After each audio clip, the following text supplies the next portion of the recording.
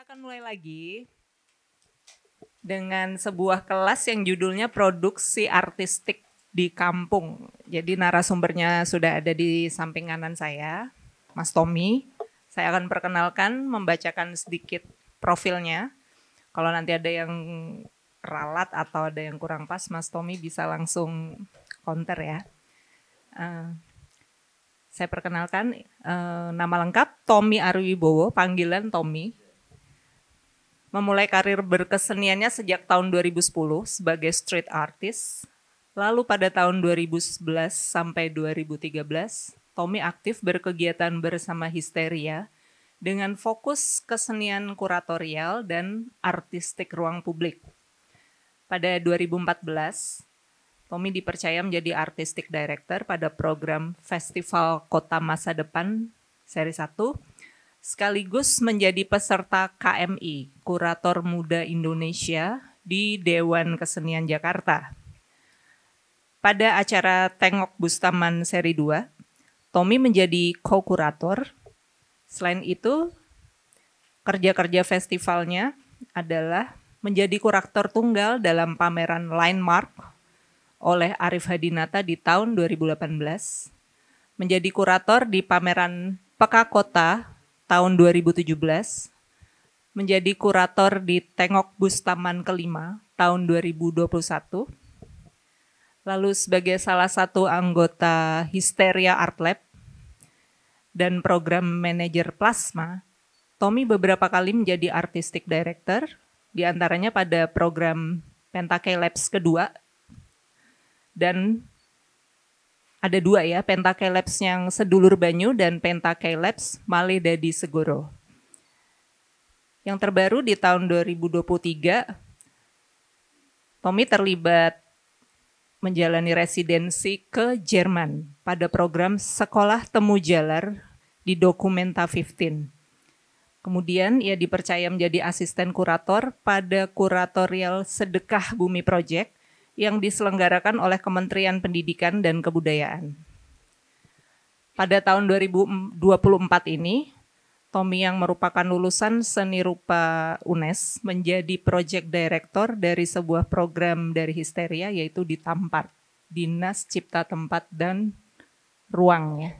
Ruang Terpadu. Baik, sangat menarik sekali. Pasti ceritanya bakal lebih rinci, akan dibagikan oleh Mas Tommy nanti. Saya beri kesempatan Mas Tommy untuk ngobrol-ngobrol dengan peserta. Silakan, Mas Tommy. Ya, mungkin itu ada beberapa tahun yang agak salah. Ada yang salah ya? Baiklah. Yang kurang benar. Residensi itu di Jerman 2022. Iya, cuma salah tahun. Pentakalep 2023. Ya. Kalau mulai awal di Histeria 2013 sebenarnya. Karena 2011 saya masuk di UNES, di Pendidikan Seni Rupa, prodinya. Waktu itu masih fokus ke seniman karena ambil seni rupa, sering lukis, lebih ke pameran-pameran di galeri. Terus baru 2013 gabung ke Histeria sampai hari ini.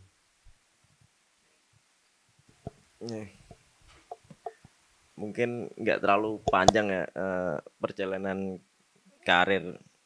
karirku sendiri dari 2010 itu masih SMA, sekitar masih SMA sampai sekarang berarti masih 15 tahun kira-kira untuk proses perubahan perjalanan artistik yang saya alami. Ini sebenarnya jumlah kelas tuh ada berapa? 21. Ya. Mungkin sebelum ngobrol lebih lanjut apa yang akan kita bahas ya tentang produksi artistik kampung. Mungkin ini suatu ilmu yang jarang karena pada dasarnya ini pengembangan turunan artistik dari suatu artistik galeri sebenarnya. artistik kampung itu. Artistik ruang publik, terus turunannya baru ke kampung, dan nggak banyak orang menyadari soal keilmuan itu karena memang nggak ada materi khusus. Di pendidikan formal pun belum ada, karena ini merupakan proses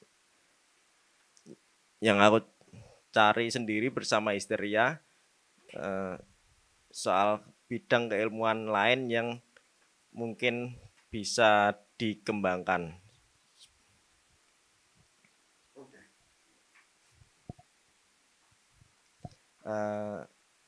Sebenarnya pada dasarnya secara alami ya, secara nggak sadar masyarakat memang sangat dekat dengan artistik ruang publik. Kalau yang biasa dipahami memang artistik ruang publik itu seperti kampung-kampung, kampung patung di kota landmark, terus taman, penataan taman kota. Itu merupakan bagian artistik ruang publik. Tapi untuk masuk lagi ke lebih spesifik, sebenarnya mungkin kalau kalian tinggal di kampung dan sangat dekat dengan masyarakat, pasti kalau kalian biasa terlibat dengan 17-an atau apapun, itu sebenarnya secara alami masyarakat dekat dengan artistik kampung, karena biasanya menghiasi pos kampling, terus taman di kampung. Itu bagian dari itu sebenarnya. Cuma memang arahnya kemana itu yang masyarakat belum tahu. Karena itu secara general dari semua kampung pasti akan hampir mirip-mirip untuk bentuk artistiknya.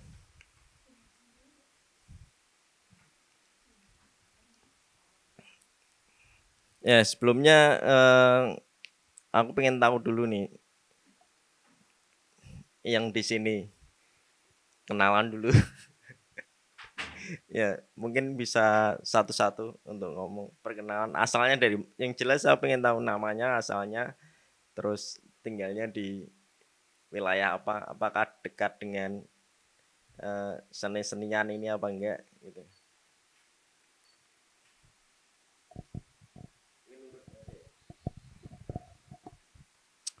Oke, perkenalkan, saya Winatra Wicaksana, aslinya orang Pati, terus sekarang kuliah di Seni Rupa UNES, Mas. Adik tingkatnya sampean. Tahun 2022 saya baru masuk. Itu kurang lebihnya, benar?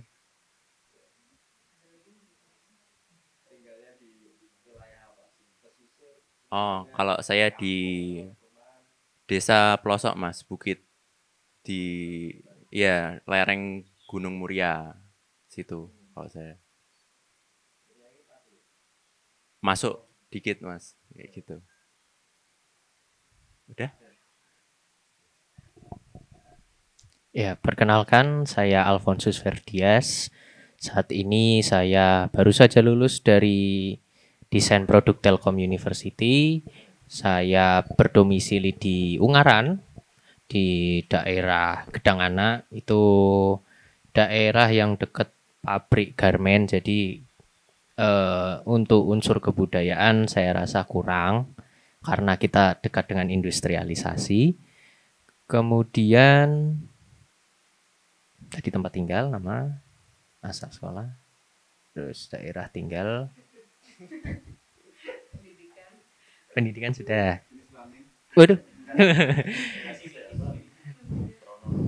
Terus kalau masalah apa ini, produksi artistik kampung, pernah ikut punya dosen ISBI, wakil rektor, kebetulan dapat undangan, dapat undangan datang acara pamerannya, terus ikut apa ini namanya, bincang-bincang seni, ikut itu juga, dan kebetulan juga dapat sertifikat, tapi masih belum pernah mengalami secara langsung untuk produksi artistik di kampung. Begitu Mas.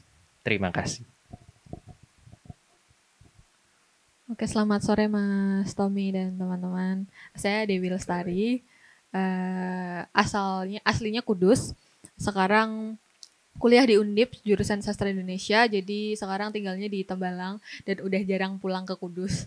Kalau di Kudus sendiri, saya tinggalnya ya di desa, enggak pelosok, tapi juga enggak yang kota, deket sama kota juga gitu. Ya tengah-tengah lah gitu. Kayak Gunung Pati gitu ya. Mungkin ya. Ya itu.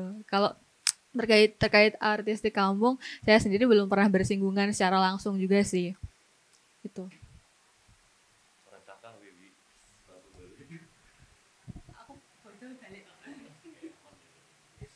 Baik, selamat sore teman-teman sekalian dan Mas Tommy. Perkenalkan, nama saya Radit Bayu Anggoro. Saya dari jurusan Pendidikan Bahasa dan Sastra Indonesia, Universitas PGRI Semarang. Untuk artistik kampung mungkin pernah terlibat ya Mas, tapi nggak kerasa, nggak tahu bahwa itu artistik kampung, nggak tahu. Cuman baru kali ini, oh ternyata itu salah satu produk atau salah satu aktivitas yang bersinggungan dengan artistik kampung. Udah gitu aja sih Mas, terima kasih. Assalamualaikum warahmatullahi wabarakatuh. Perkenalkan, nama saya Muhammad Hazik, asalnya dari Bekasi, tinggalnya sekarang di Tembalang karena kuliah di Undip jurusan Sastra Indonesia. Untuk artistik kampung paling pernah ikutnya pas KKN sih Mas. Jadi pas itu bertepatan dengan persiapan 17-an. Jadi pas itu ngelukis bendera sama bikin patung dari kertas sama bambu gitu sih.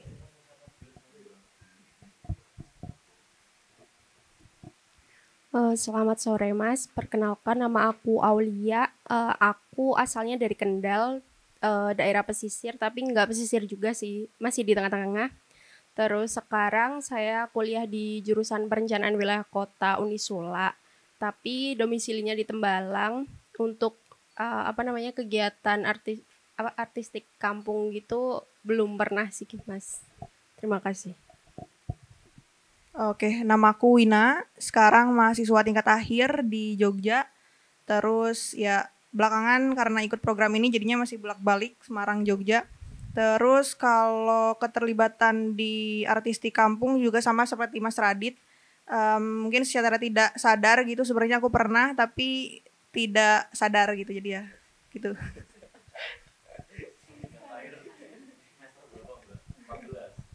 Semester 10. 10 daerah.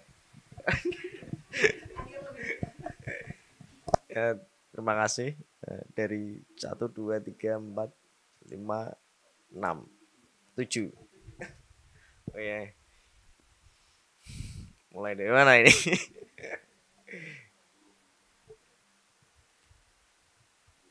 Ini sedikit metakan soal aku nggak akan menjelaskan banyak tentang pengertian artistik itu apa, karena mungkin bisa dicari di Google aja. Kalau itu ini bagiannya aja tentang artistik ruang publik, itu karena bagian dari itu lebih spesifik karena kita kali ini akan bahas tentang artistik kampung, kita lebih fokus ke situ.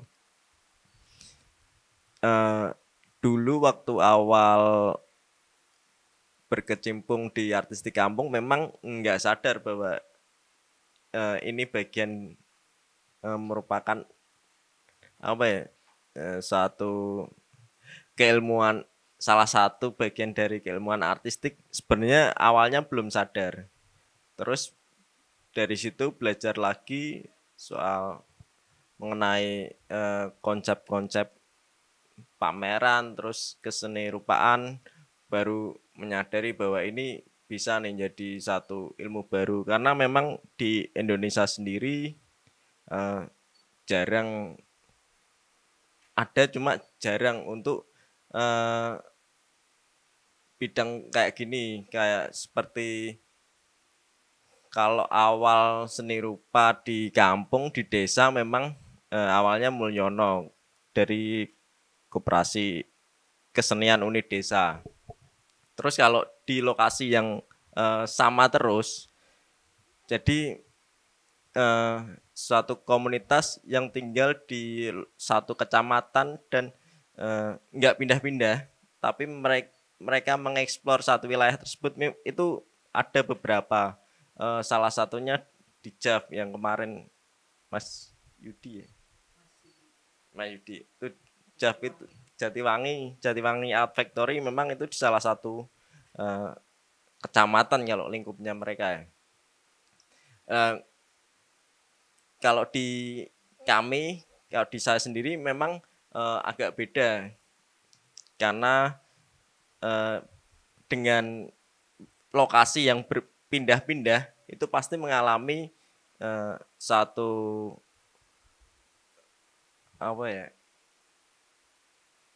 menemui karakteristik kampung yang berbeda-beda juga, dan kami harus merumuskan suatu metode untuk bisa menciptakan artistik yang sesuai dengan karakteristik kampung tersebut. Ini mengenai peranan artistik kampung, nanti kita bisa bahas. Sebenarnya agak panjang sih kalau secara teori pun panjang, apalagi prakteknya, karena secara soal produksi artistik bagus atau enggaknya itu bukan tergantung berapa biaya yang kita punya sebenarnya, cuma itu berdasarkan pengalaman atau jumlah atau intensitas berkaryanya untuk produksi. Untuk peranan sendiri sebenarnya posisinya di suatu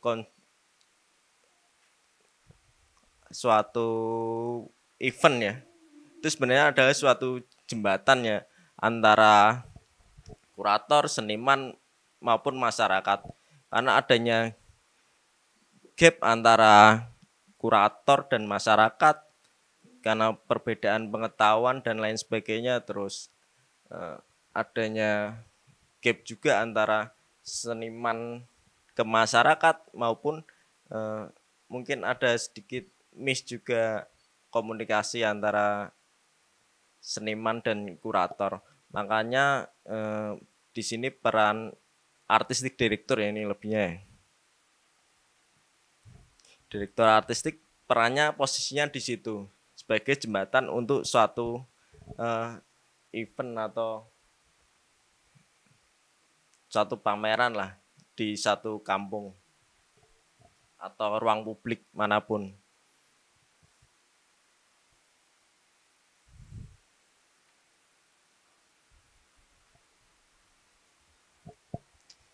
Untuk metodenya sendiri emang ini belum ditulis secara proper bagaimana secara rincinya gimana. Ini cuma garis besarnya aja. Pertama memang dari awal-awal kalian udah belajar mengenai kelas-kelas kurator ya dari Mbak Grace, terus beberapa yang lain kan mengenai kuratorial. Ya, yang pertama memang kalian perlu memahami soal teks kuratorial yang biasa akan dicapai suatu tujuan kurator tersebut tuh apa di suatu event. Terus yang kedua kalian perlu memetakan kondisi lokasi. Memetakan itu banyak banget yang harus dipetakan sebenarnya.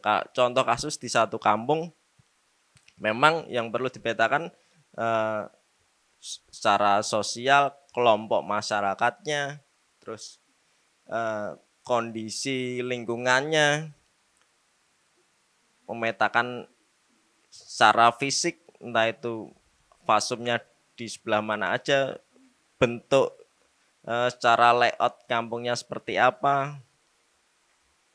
Jadi memetakan cara keseluruhannya seperti itu. Dari fisik sampai sosialnya. Terus yang ketiga, kalian perlu memahami praktek-praktek seniman yang terlibat di event tersebut atau di pameran tersebut.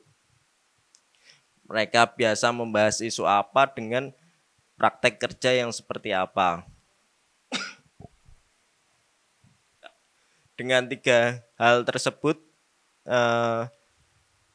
baru kalian bisa memahami atau merancang ya satu konsep artistik untuk suatu festival atau pameran. Dari awalnya seperti itu.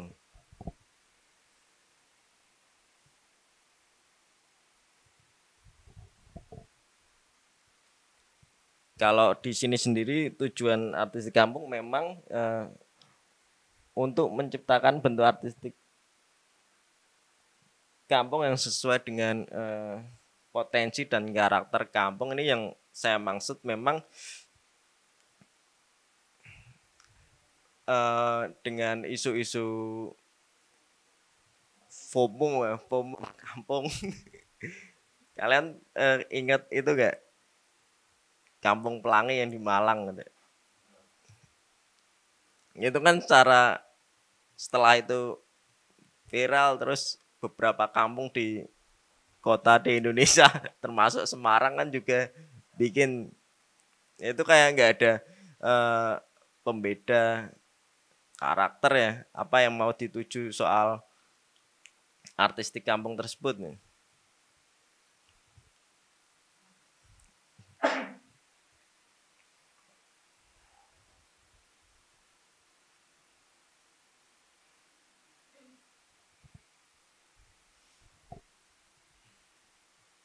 Ya itu makanya fungsi direktur artistik di kampung sebenarnya menciptakan suatu karakteristik artistik yang spesifik untuk satu kampung tertentu.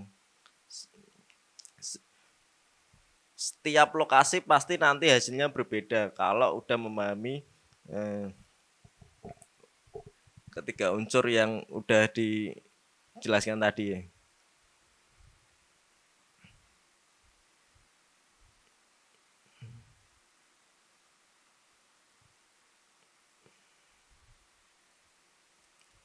Ini sebenarnya PPT soal placemaking. Yang placemaking memang bagian dari artistik ruang publik itu.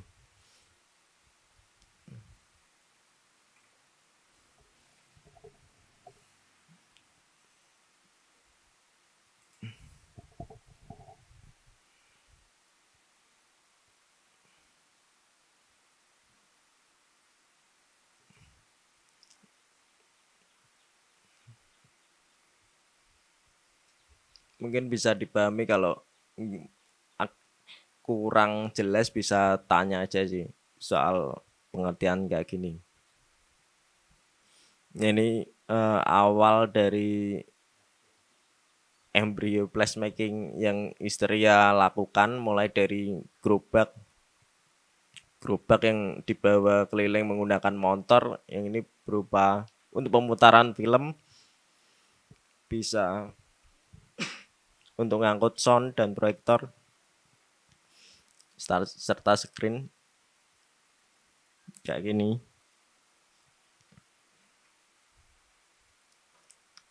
Lalu di tahun 2017 bertransformasi menjadi 2 VR, dan tentunya format placemakingnya berbeda karena ini berupa panggung yang portable. Ini desain awalnya.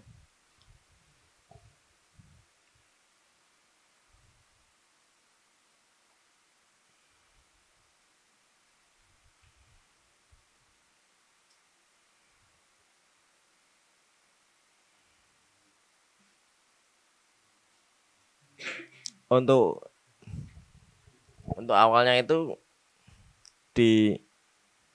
ini agak sebenarnya berbeda sedikit antara placemaking dan produksi artistik kampung, cuma ngikuti ini aja lah. Untuk placemaking yang ini kan DCIM apa? Terus kita ganti nama menjadi Ditampar itu, Dinas Cipta Tempat dan Ruang Terpadu. Memang formatnya yang kedua ini format yang 2 VR, awalnya hanya panggung untuk pertunjukan. Entah itu band-bandan atau tari-tarian dan lain sebagainya untuk pemutaran film. Ini awal-awal dibuka.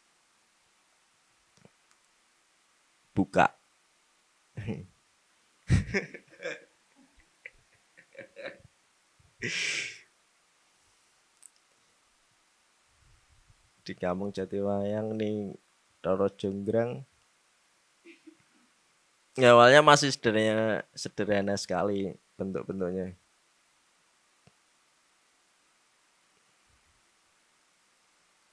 Ini bertahan. Nah, ini salah satu placemaking di Kampung Bustaman ya. Ini salah satu kasus yang ada di Bustaman soal tadi yang bagaimana memahami konteks kuratorial, terus memetakan lokasi wilayah dan memahami kerja-kerja seniman.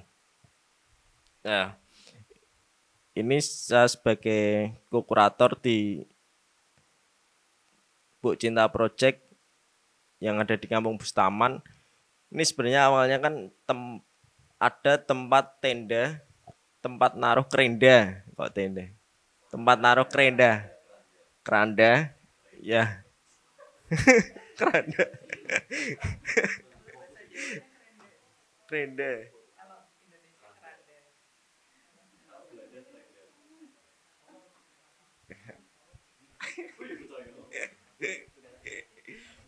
Emang awalnya ini dianggap warga tempat yang angker karena berada di lengkong sempit, agak gelap. Nah, terus saya berpikir untuk merubah tempat itu menjadi suatu yang harusnya bisa diakses warga dan enggak jadi angker lagi. Salah satunya contoh, saya minta warga untuk membersihkan itu dengan alasan sebagai ruang pamer. Sebenarnya cuma itu sih. Itu hal paling sederhana. Bahwa ruangan kecil yang mungkin warga anggap itu enggak berguna, ruangnya itu bisa dimanfaatkan untuk hal lain sebenarnya yang lebih berguna. Sebenarnya bentuk artistik kampung itu hanya memantik warga untuk membayangkan kampungnya sendiri. Dari sini sebenarnya ada kelanjutannya. Selang berapa tahun, setahun, 2 tahun, lokasi ini menjadi perpustakaan buat membaca warga. Sebenarnya goalnya di situ kalau placemaking. Ini yang pentakale pertama di Kemijen, dari tempat yang biasa buat buang sampah, kumuh, digunakan sebagai ruang pertunjukan.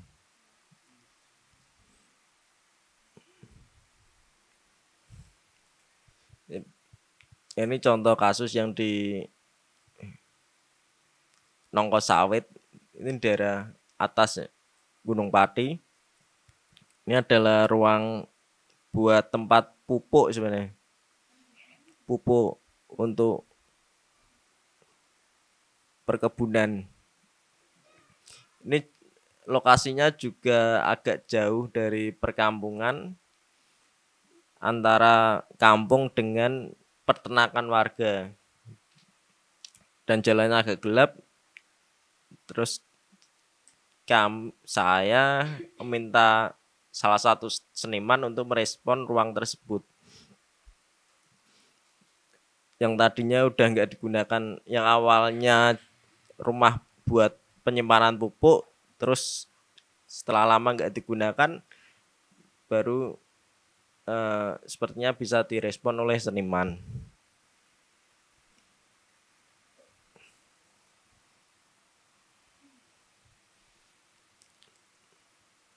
Nah ini salah satu proyek yang agak jauh karena di Tangerang Selatan waktu itu.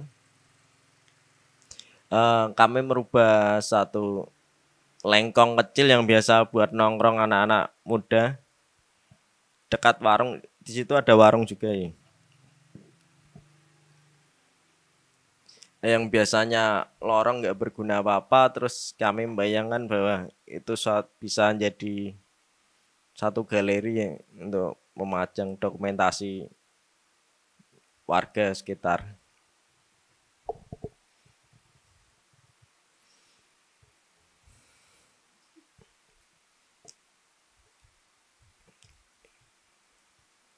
Ini di Bustaman. Kalian pernah ke Bustaman ya? Belum pernah ya?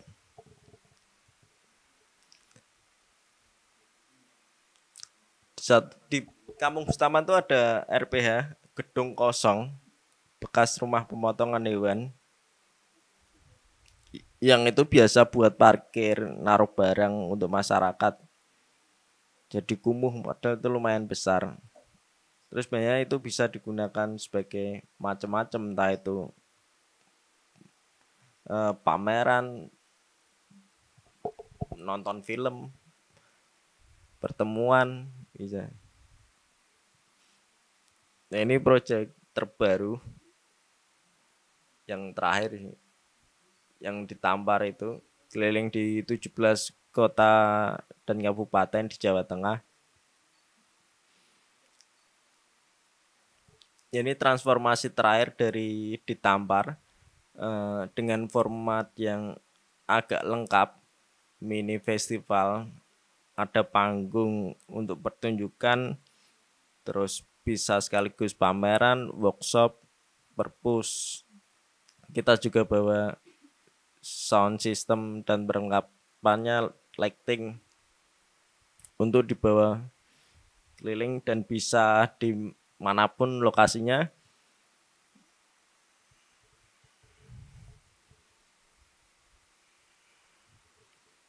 Ini lokasinya masih sama di RPH, tapi ini di tahun yang berbeda.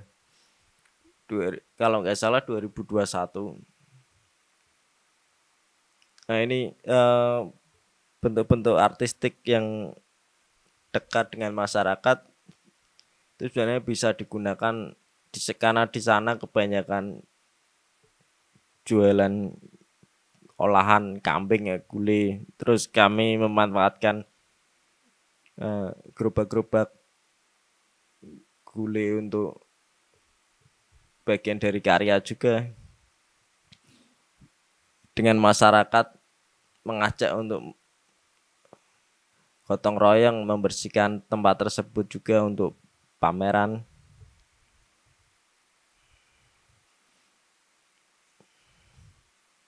Ini yang Pentakalep malih dadi segara 2022 di Tambakrejo.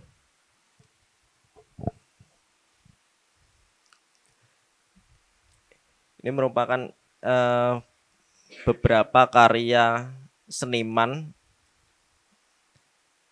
tapi sebenarnya karya ini muncul nggak begitu aja, karena ini merupakan peran dari artistic director, karena sebagai jembatan antara kurator, seniman, dan masyarakat. Setelah kalian memahami konsep kuratorial, memetakan lokasi, bentuk-bentuk kerja seniman seperti apa. Nanti kalian mengonsep secara keseluruhan kampung ini mau diapakan, lokasi senimannya mau di mana, bentuk karyanya setiap seniman mau seperti apa dan mau membahas apa. Itu yang dipertimbangkan kayak gitu sih. Apa yang mau direspon setiap seniman.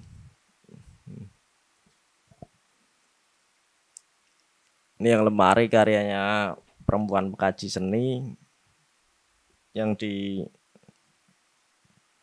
tengah laut itu Brebes Adiktif.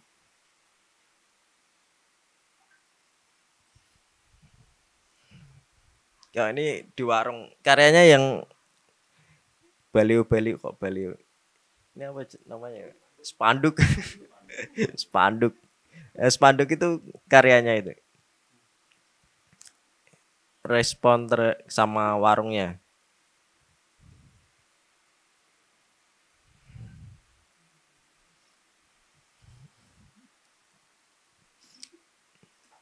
Ini yang seniman Kodak Gaduk yang bikin patung di awal masuk kampungnya. Terus ada Garwa Seni bikin market.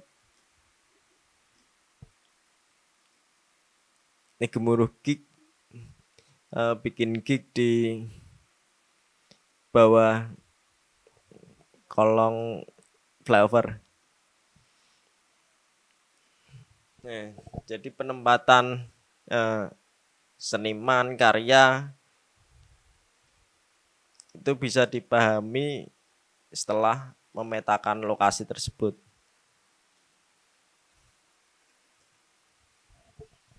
Apa yang kira-kira masuk ini.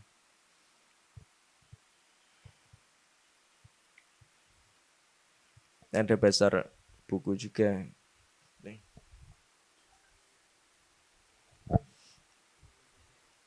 Mungkin cara garis besar gambaran umumnya seperti itu sih soal artistik kampung.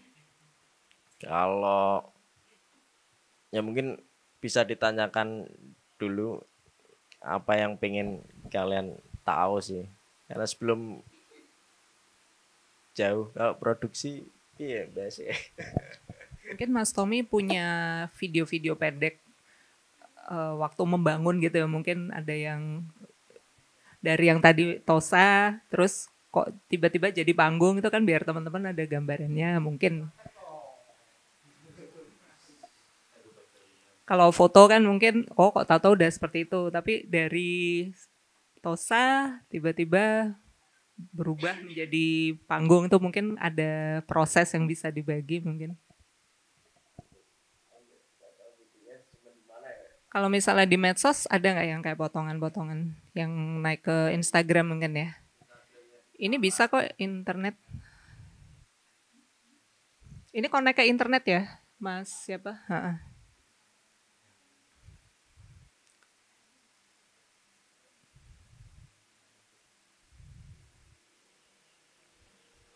Atau mungkin di Bustaman ada proses before after, ada videonya di YouTube atau gimana, mungkin yang teman-teman bisa lebih secara visual dapat inspirasi. Sambil mungkin teman-teman dari paparan tadi, kalau misalnya ada yang mau ditanyakan, ada yang kurang jelas apa yang dimaksud Mas Tommy, bisa menyiapkan pertanyaannya dulu. Ada yang mau duluan? Satu, Mas Wicak. Sayap kiri, tengah. Mas Radit. Kok pada ketawa ya? 3. 1, 2, 3. Baik, sambil Mas Tommy nyari dokumentasi visualnya, boleh Mas Wicak pertanyaannya seperti apa? Boleh pinjam mikrofonnya Mas ke peserta dulu. Masa mati?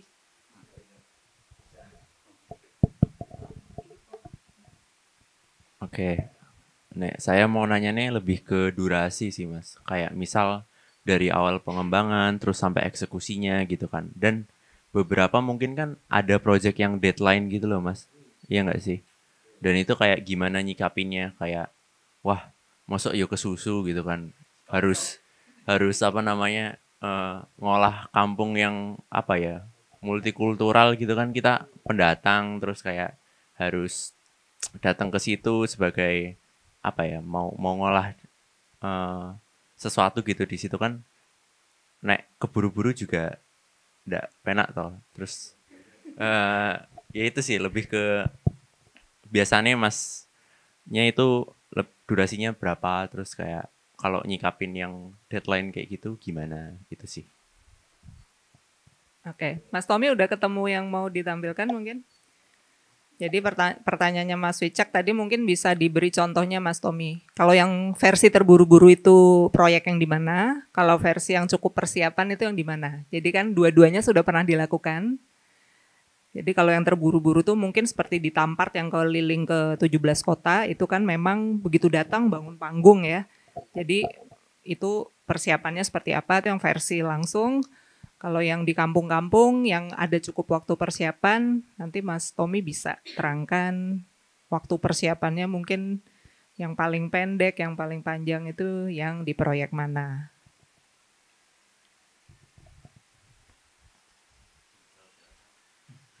Bentar, satu-satu dulu ya, biar nggak lupa nanti pertanyaannya.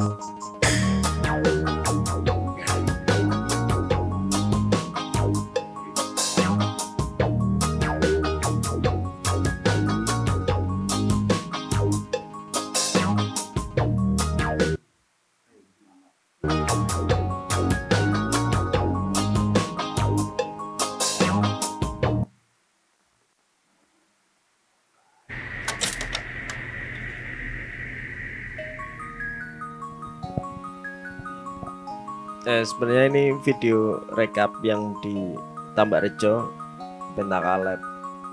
Ya sudah, kalau begitu Malang kita tinggal di Jatisgoro. sini saja ya. Ini prosesnya agak panjang, sekitar sebulan ya. Sebenarnya untuk mensiasati bagaimana kalau pendatang untuk mengumpulkan itu, mungkin riset itu nggak sampai seminggu harusnya bisa selesai. Paling mepet untuk produksi itu 2 minggu. Seminggu riset, seminggu rancangan, 2 minggu produksi. Sebenarnya idealnya seperti itu.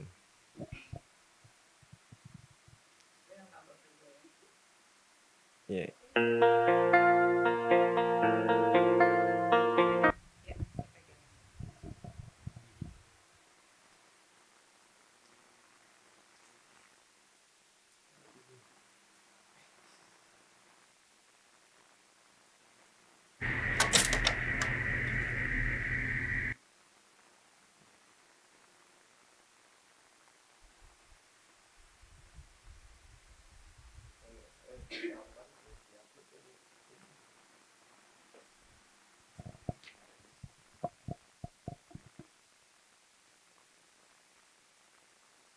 Yang terakhir yang ditambah motor itu cuma video-video per titik. Kalau untuk proses bangunnya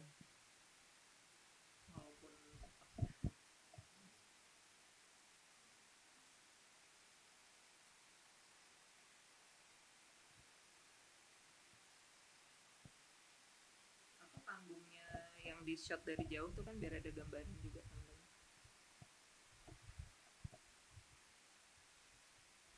Dia ditampar Togel.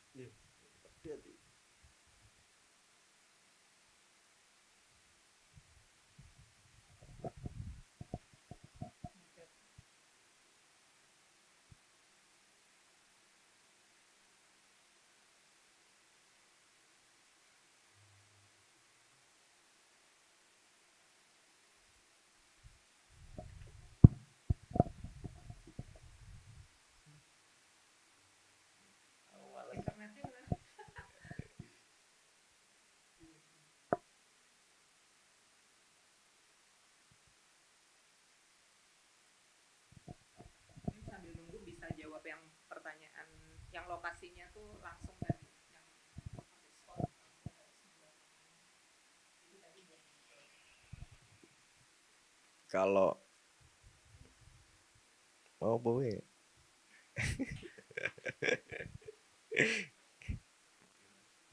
Tadi apa? Selain butuh waktunya, kalau yang langsung itu seperti apa? sebenarnya nggak ada event yang mepet. Kecuali memang tour. Nah, tour sebenarnya template. Apa yang akan dibikin udah disiapkan matang, cara persiapannya udah disiapkan sebelumnya. Baru di lokasi cuma menyesuaikan bentuk lokasi. Tapi untuk template-nya pasti sama. Dan itu nggak ada perubahan di setiap lokasi. Kalau yang cepet-cepet deadline itu. Tapi untuk bangun suatu artistik yang ideal di satu kampung, selama ini memang nggak ada waktu yang mepet. Secara timeline udah dipersiapkan waktu yang dibutuhkan untuk proses tersebut. Untuk festival sendiri kan nggak ada yang persiapannya mepet. Seminggu itu nggak mungkin sih, karena ada seniman residensi. Seniman residensi aja paling cepet seminggu. Atau enggak 2 minggu sampai seminggu.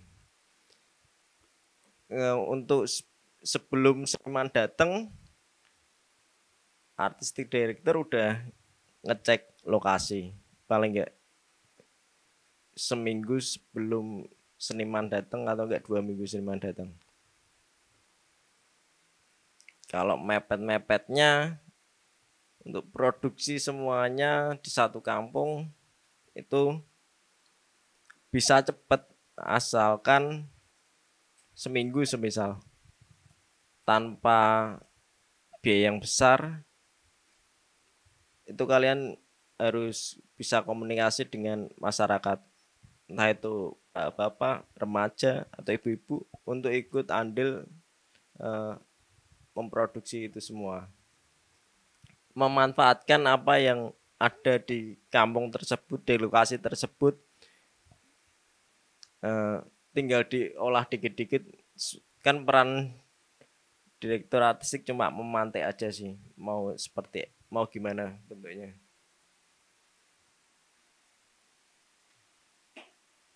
Wah, nggak bisa semua ya.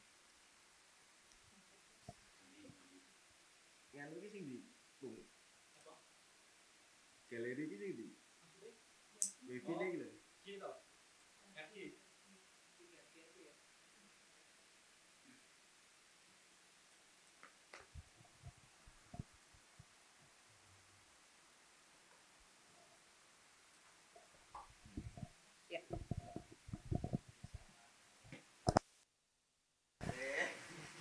Penanya berikut saya beri kesempatan ya, sambil menunggu koneksi internetnya bisa lancar lagi. Mas Radit silakan. Ya baik, terima kasih kesempatannya. Aku mau tanya itu sih Mas, kayak kan misalkan yang saya jelaskan tadi soal Suaranya apa? bisa diperkeras dikit Mas. Soal artisi kampung, saya kan dulu kan pernah terlibat dalam artisi kampung tapi nggak sadar gitu loh Mas.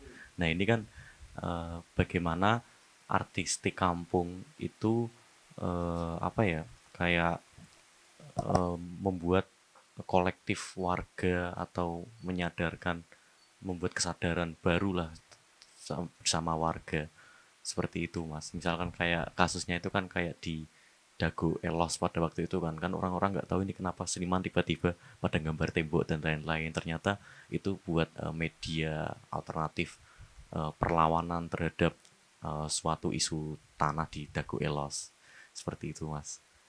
Jadi kayak ya seperti itu aja. Terima kasih.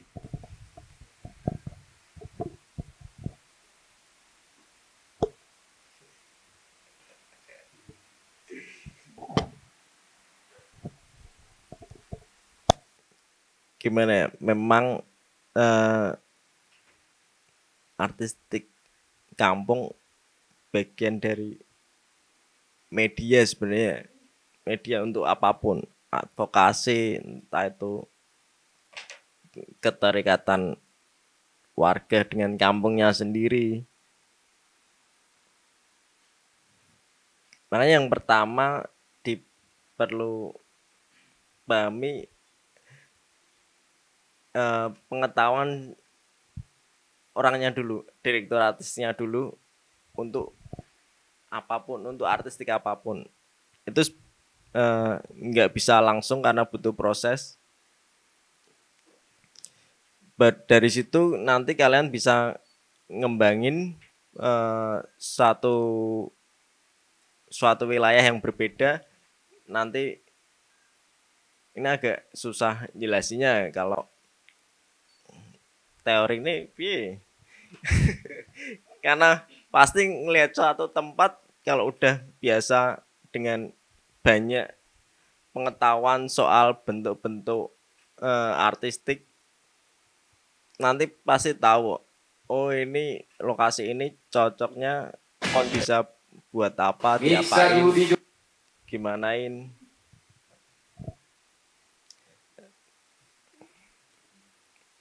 Terus itu seperti contoh kasus di Dago ya, untuk penyadaran masyarakat. Sebenarnya di Bustaman isunya pertama kayak gitu, tentang ruang publik, bagaimana cara mempertahankan kampung kota, kampung tua di tengah-tengah banyak waktu itu banyak yang hilang kampung-kampung kota di Semarang ya. Itu cara mempertahankannya melalui bentuk-bentuk aktivitas kesenian seperti ini, artistik ini.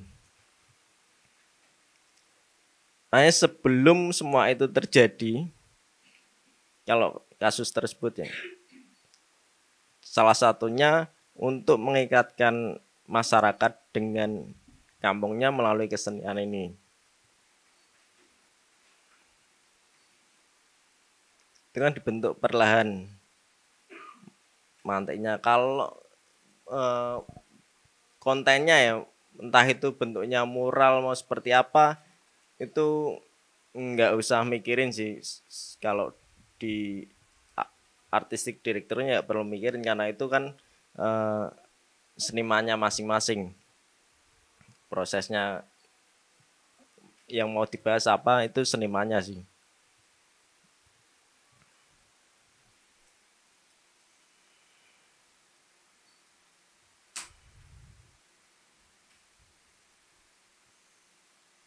Aku males sih ngeluarin videoku di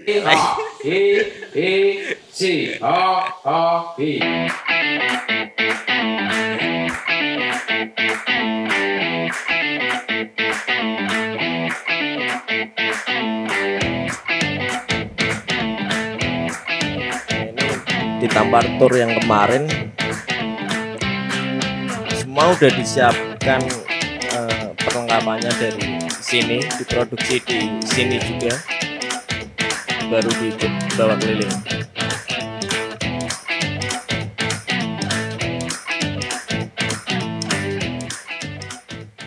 Untuk konsep di Tampar kali ini adalah konsep dan format baru yang sebelumnya hanya buah-buah VR yang berupa panggung, terus kami kembangkan menjadi satu semacam instalasi keseluruhan, entah itu dari bentuk tenda untuk panggungnya, tenda untuk workshop dan pameran, serta atribut tim di Tampar itu sendiri. Itu merupakan bagian dari satu kesatuan art project ini.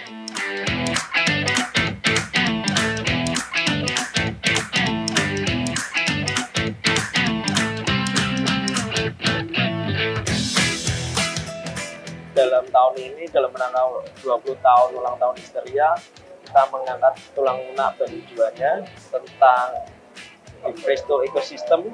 Kami mengibaratkan manusia mampu bertahan dengan kondisi apapun.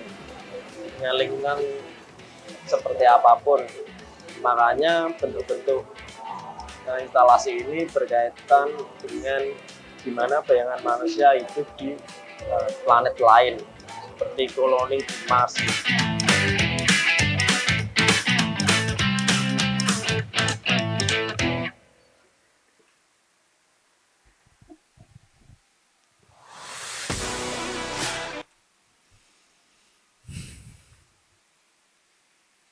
Itu sih menurut contoh-contoh produksinya.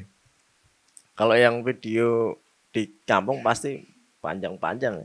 Nanti kalian bisa lihat-lihat sendiri di YouTube-nya Histeria. Yang jelas yang di kampung itu tengok Bustaman sama Pentaka Lab. Itu set specific art project. Nanti kalian bisa tahu apa yang dibahas di kampung-kampung tersebut. Kira-kira gitu sih. Gimana?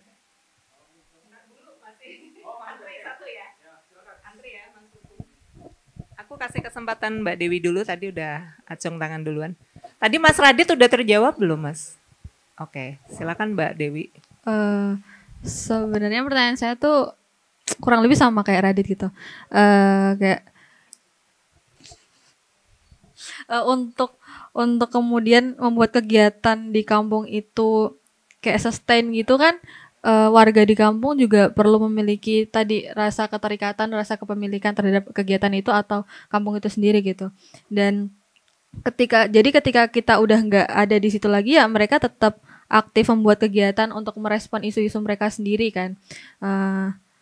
Kayak mungkin aku lebih ke ini aja sih, kalau Radit tadi nanya, mungkin aku ini histeria untuk melibatkan warga, keterlibatan warga di kegiatan kampung di Histeria itu sendiri sejauh ini kayak sejauh apa gitu. Karena kalau misalkan kita membuat karya di kampung itu sendiri kan, beberapa waktu lalu Mbak Ellen kan, Valencia Huta Barat kan sempat kesini dan bilang kalau kita mau buat karya di kampung, di tengah masyarakat, ya mereka sebisa mungkin ngerti gitu apa yang mau kita sampaikan, karena itu kan di tengah masyarakat kondisinya.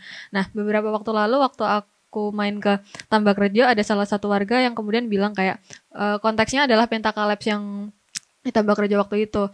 Kayak kan ada karya instalasi, kemudian eksperimental dan lain-lain. Nah, kayak mereka warga di sana ya menikmati hal itu, cuma mereka ya nggak ngerti gitu loh. Maksudnya apa sih ini? Ya, tapi mereka menikmati aja gitu. Nah, itu gimana gitu loh, Mas? Itu aja sih mungkin.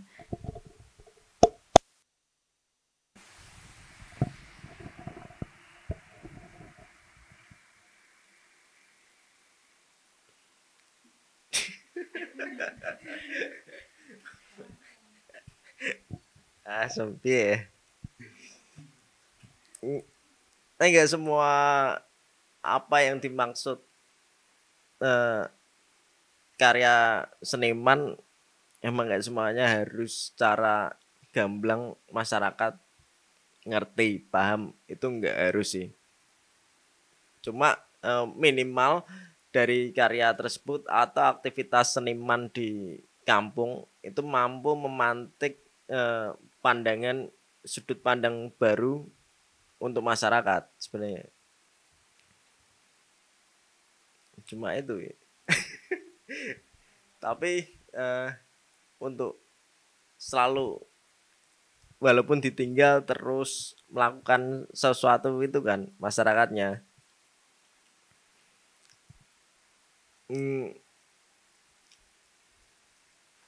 Aku nggak pernah mikirin gimana nanti masyarakat mau bikin apa, itu nggak pernah, sebenarnya nggak pernah memikirin hal tersebut ya, karena memang tujuan awal di sebagai artistic director cuma memantik atau memperkaya sudut pandang masyarakat aja soal kampungnya secara visual terutama ya. Itu kalau soal isu kontennya seperti apa, nggak terlalu itu nggak beban buat artistic director menurut saya.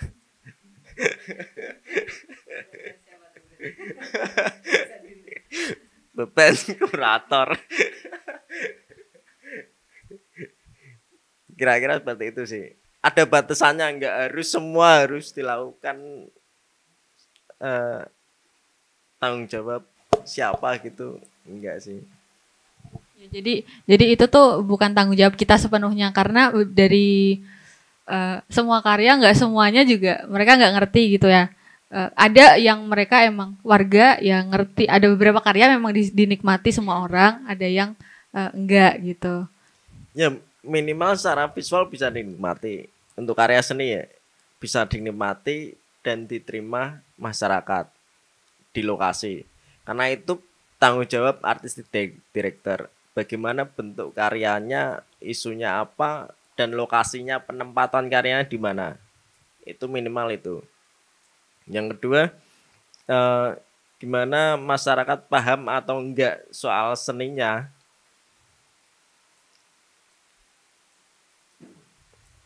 Harusnya melalui proses komunikasi antara seniman, artis direktur, dan kurator, masyarakat ngerti sih soal apa yang akan dibahas, yang disampaikan seniman tersebut.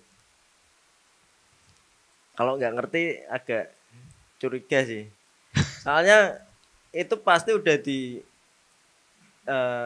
godok ya bentuknya untuk lebih ke sederhana dan bentuknya nggak aneh-aneh seperti karya-karya seni di galeri yang masyarakat tambah nggak ngerti. Tapi kalau masih nggak ngerti, ya aku juga nggak ngerti.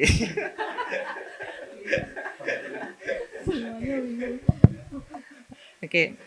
Mungkin tadi kalau disaksikan di paparan itu yang tambak rejo ya Mas Tommy, ada gambar dinding yang ada gambar tangannya gede banget gitu ya. Itu kan sesuatu yang sederhana. Memang di situ kasusnya kampung yang tenggelam. Kemudian karya-karya yang dikurasi salah satunya yang paling banyak diliput dan juga menonjol karya yang itu ya Mas. Yang ada tangan tenggelam seperti keluar dari dalam air gitu ya.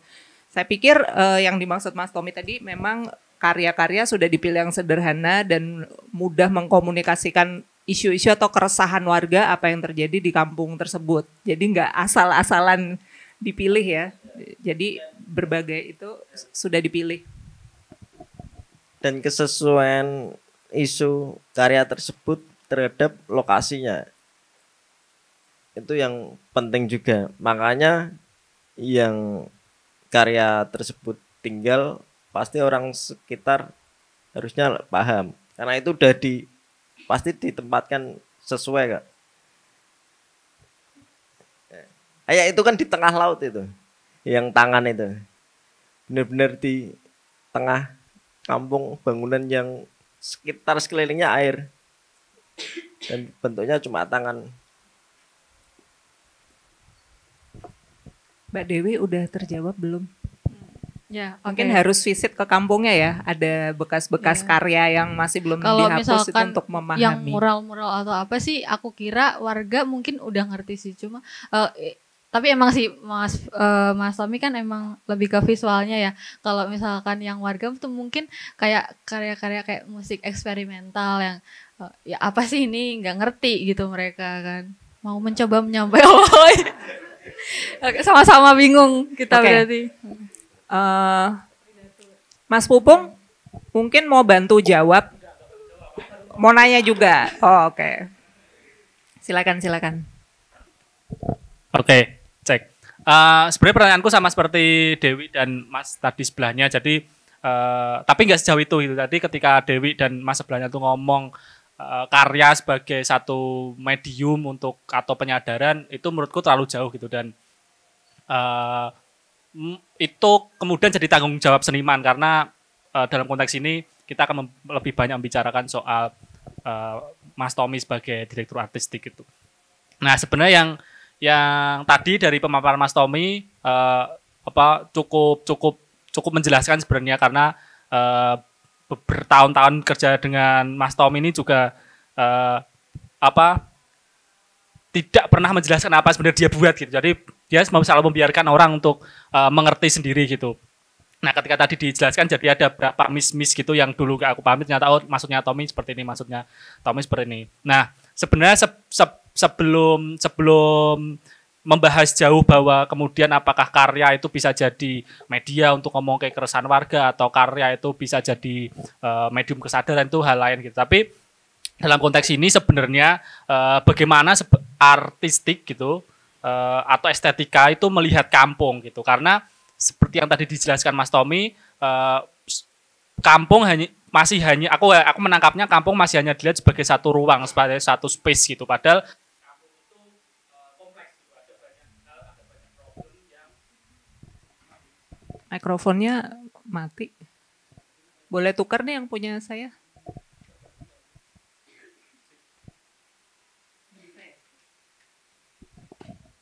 Mas boleh di apa?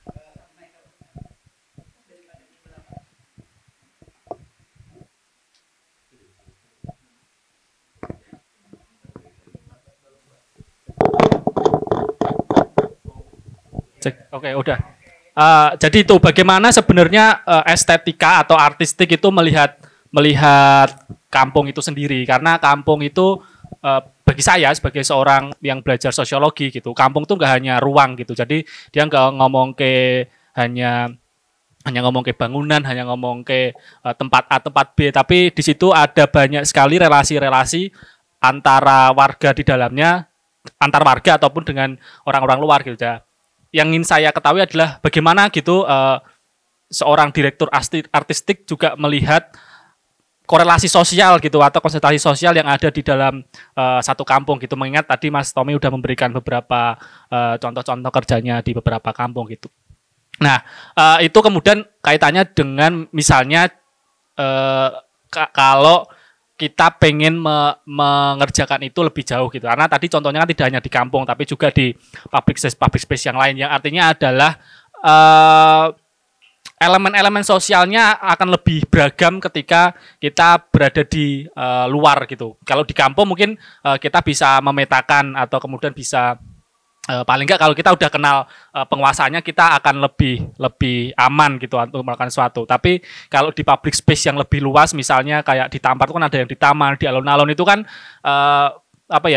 tantangan sosialnya juga lebih besar gitu. Nah, bagaimana seorang direktur artistik itu melihat kompleksitas gitu, konsultasi antara penghuni ruang-ruang ini gitu, karena ruang-ruang ini gitu bukan suatu ruang yang kosong gitu. Jadi ketika kita menempelkan karya atau membuat satu mural, kita nggak sedang memural tembok kosong gitu, tapi tembok yang dihuni oleh warga gitu. Nah, bagaimana sebenarnya artistik atau estetika itu melihat itu gitu. Kaitannya juga dengan proses misalnya negosiasinya gitu, karena itu juga perlu kecakapan teknis tertentu gitu untuk bernegosiasi soal itu gitu. Karena tadi yang di bagian yang ditampilkan di PPT gitu, artistik tuh seolah-olah jadi pusat segalanya gitu. Masyarakat, kurator dan seniman itu berpusat pada direktur artistik gitu. Apakah seperti itu gitu, atau sebenarnya kita bisa menantang model-model artistik ruang publik yang lain gitu. Seperti itu sih. Oke. Udah nangkep pertanyaannya atau kepanjangan? Tuh sih, Mar.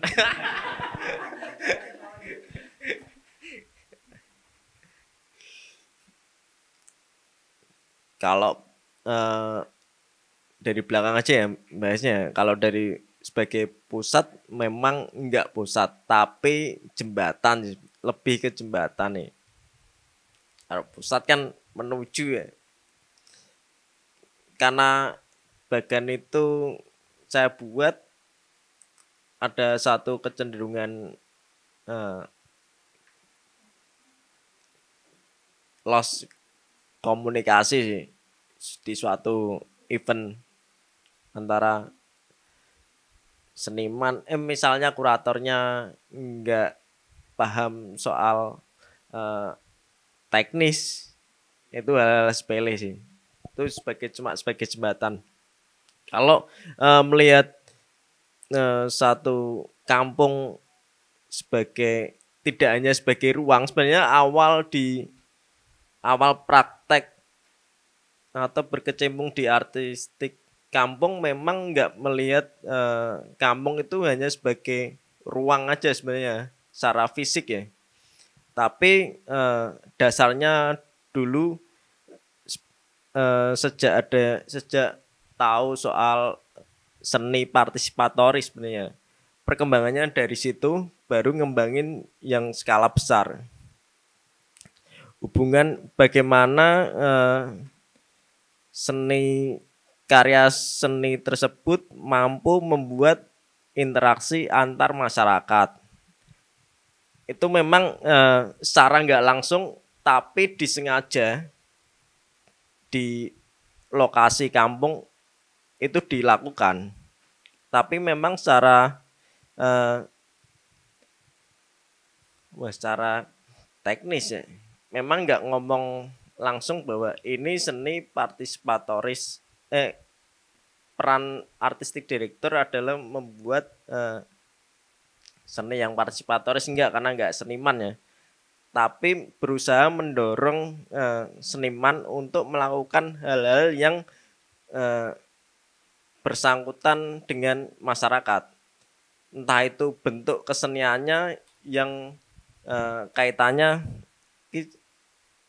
ada satu hal, saya kasih contoh satu karya, kalau nggak salah karya orang seniman Jerman. Ini awal-awal saya paham soal seni partisipatoris.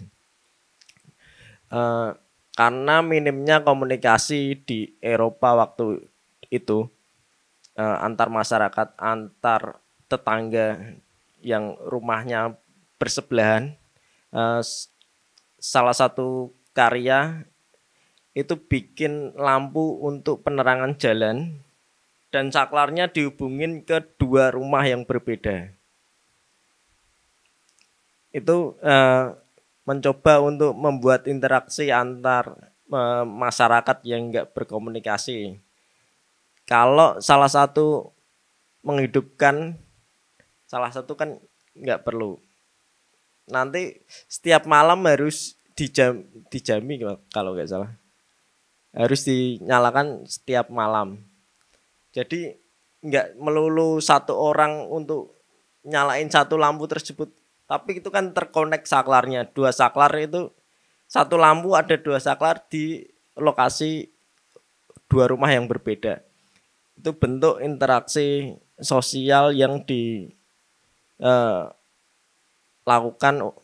oleh seniman tersebut di karya.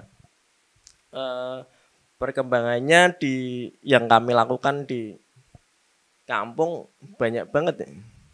Bagaimana mengatur warga untuk bergantian menyirami tanaman yang seniman membuat seperti vertical garden, tapi angel ya. Nah, beberapa kali mencoba untuk membuat seni-seni partisipatoris yang hubungannya masyarakat dengan keseniannya, atau seni itu memantik hubungan antar masyarakat. Bikin tempat untuk bikin makan burung. Yang jelas ada beberapa karya memang sangat terpengaruh. Kalau yang di Bustaman sendiri yang perubahan cukup signifikan itu ada di tempat parkiran umum. Itu tahun 2014, sebelum tahun 2014 masyarakat masih parkir di depan rumah. Dengan kampung yang kecil itu semua motor itu masih di depan rumah. Terus pada menjelang acara, kita kan nggak mau ya untuk festival mendatangkan orang terus banyak motor berserakan di kampung. yaitu festival sebagai alasan untuk mengatur kebiasaan masyarakat. Cuma alasan, sebagai alasan aja sih. Terus kami rancang untuk membuat parkiran di satu lorong yang cukup gelap. Salah satu seniman itu dari situ, terus salah satu seniman merespon dengan membuat tempat helm, payon helm sederhana, kecil segini. Itu. Tapi setelah acara, masyarakat tetap akhirnya parkir di situ dan dikelola masyarakat sendiri. Atapnya dibesarin sampai nutupin motor biar nggak kepanasan. Itu cuma berarti karya yang sederhana itu cuma memantik bagaimana masyarakat membentuk kampungnya. Cuma festival atau kesenian itu sebagai alasan lain nih untuk masyarakat mengatur lingkungannya atau hubungan antar masyarakat itu sendiri. Kayaknya ngono, Bu. Oke.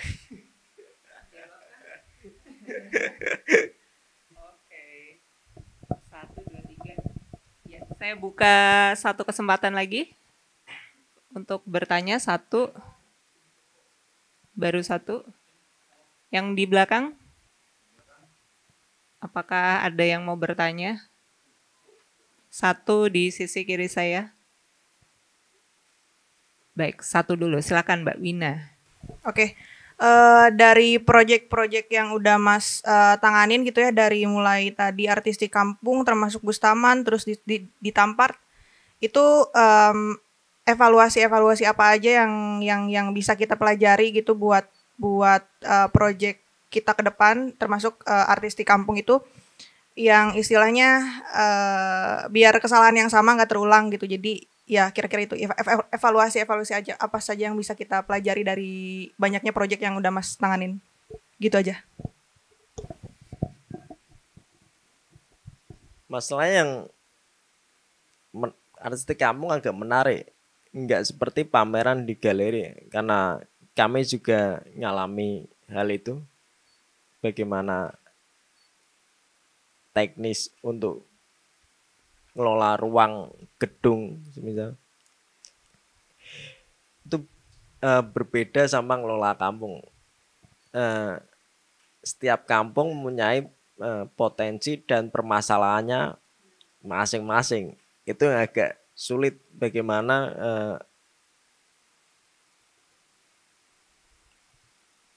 evaluasinya ya.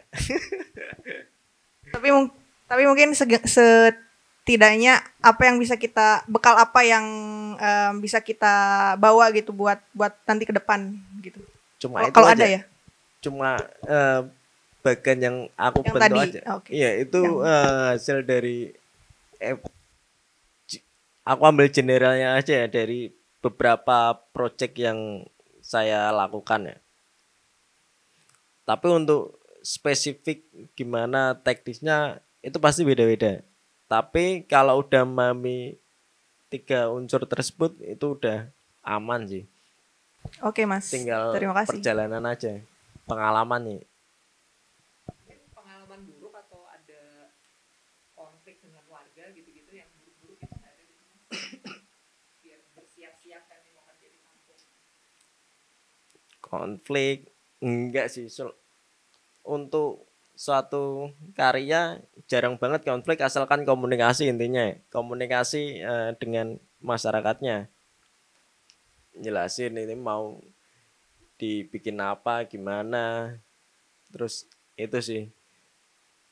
Tapi kalau mau nyambung lagi itu kalau visual, tapi kalau untuk musik itu agak aneh sebenarnya. Agak sulit eksperimental gitu jelasin sama orang kampung sulit deh.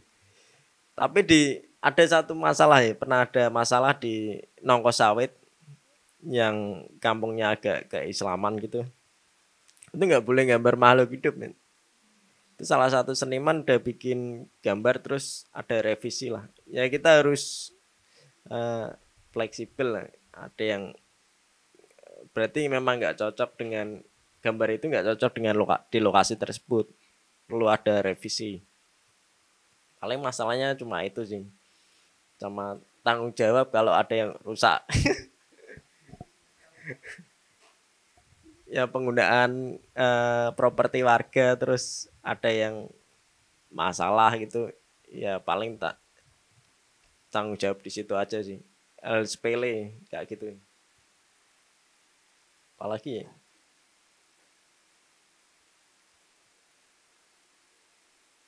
Kayaknya itu.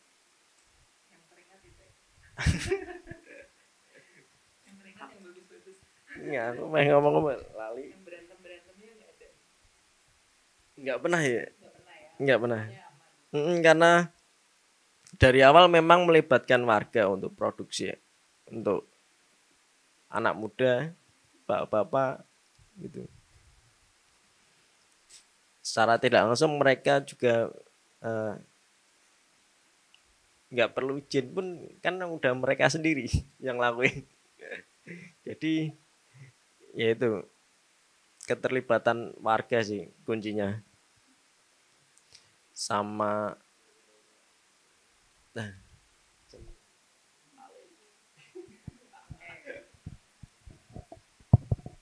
Ya, tadi pengalaman buruknya minim ya untuk soal artistik.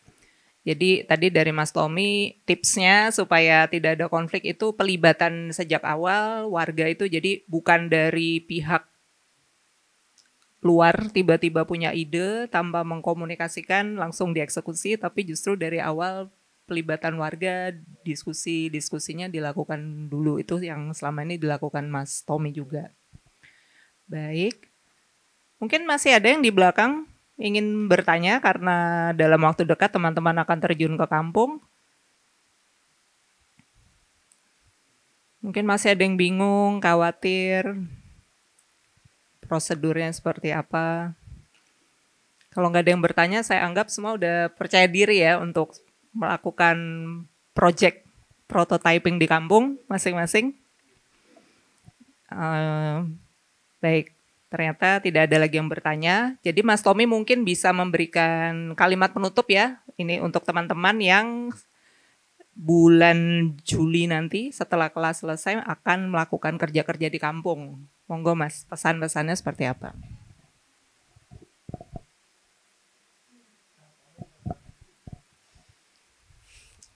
Ya untuk ini time masih lama ya? Berapa kelas lagi untuk? Ya, kalau dari aku nanti gimana untuk kalian terjun ke lapangan untuk prototyping, pertama jelas komunikasi dengan masyarakat, pahami lingkungannya, terus banyak-banyak referensi untuk ngasih tahu masyarakat soal secara nggak langsung tentang pengelolaan artistik kampungnya, biar potensi kampung itu bisa tergali dengan bentuk artistik yang berbeda.